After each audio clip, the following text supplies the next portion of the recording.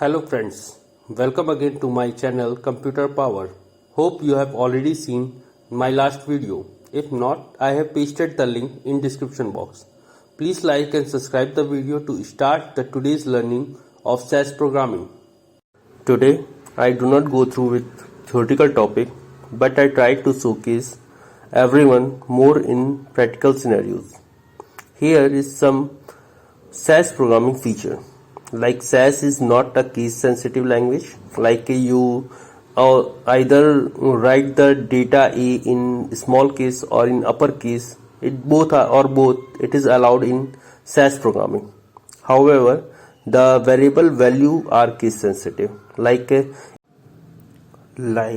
you want to apply the clause where country equal to India, then you need to write the word India as it is mentioned in table or dataset.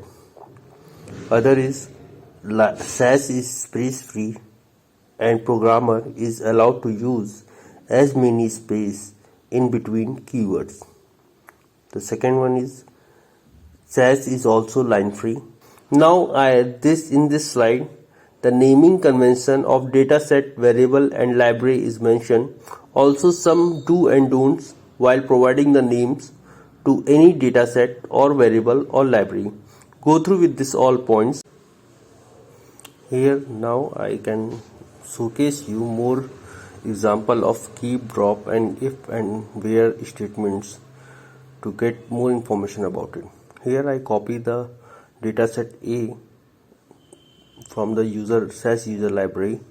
Here you see all the 5 columns and 14 observation in a table which is actually present in work dataset. Now I am going to write the vertical subsetting code.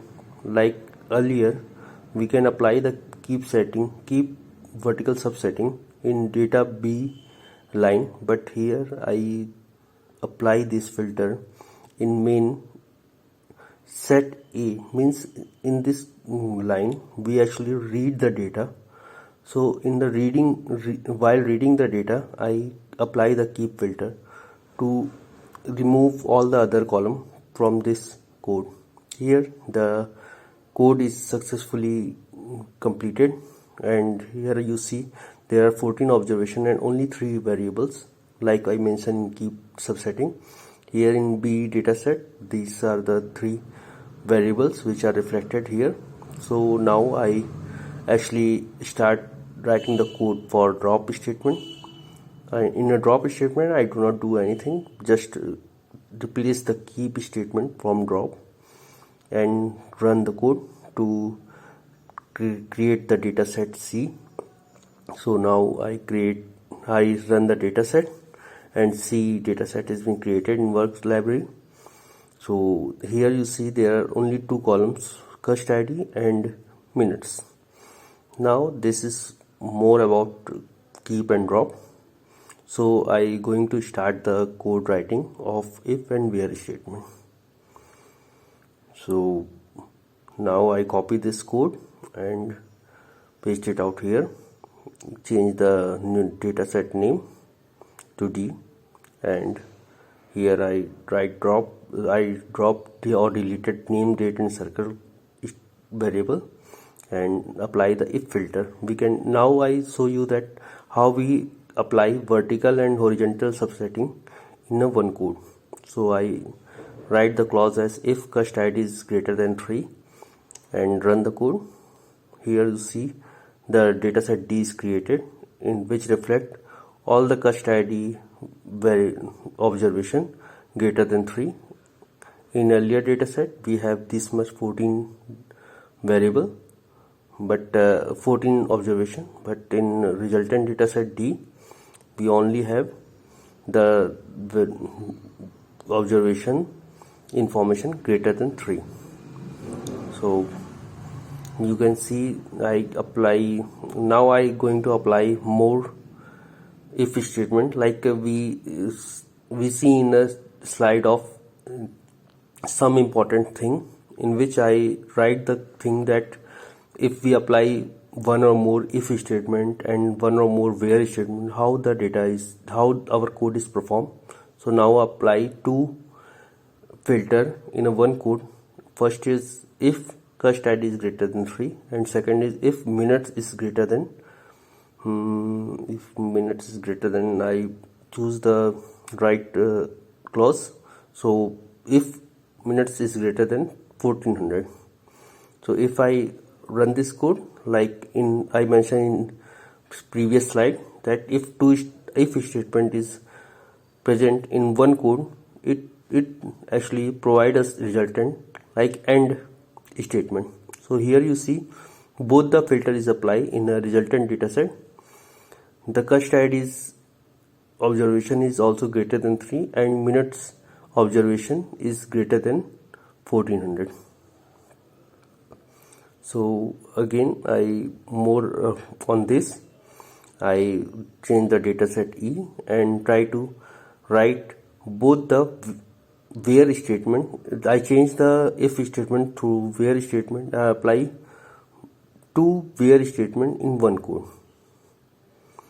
So in previous slide we get to know that if we write two where statement in one code, it provides the resultant of only one filter of last where statement is compiled and the first one is neglected.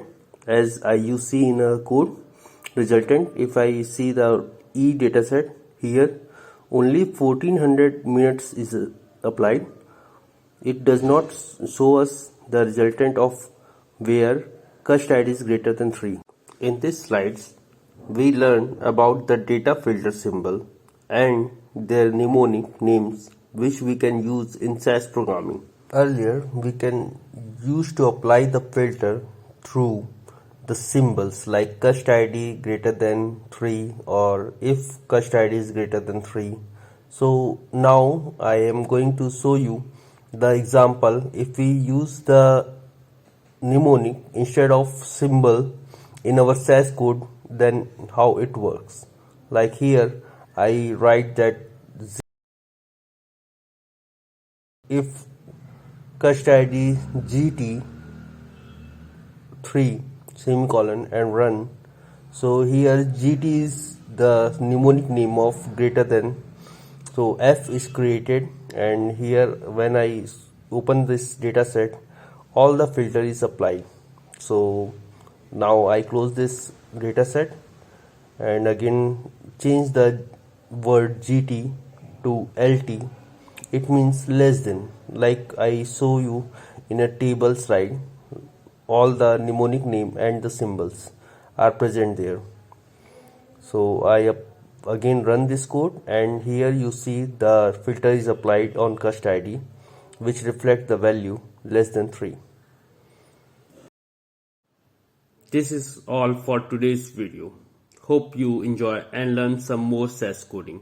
We are doing extremely hard work to bring this learning video to you all. Please press the like and subscribe button.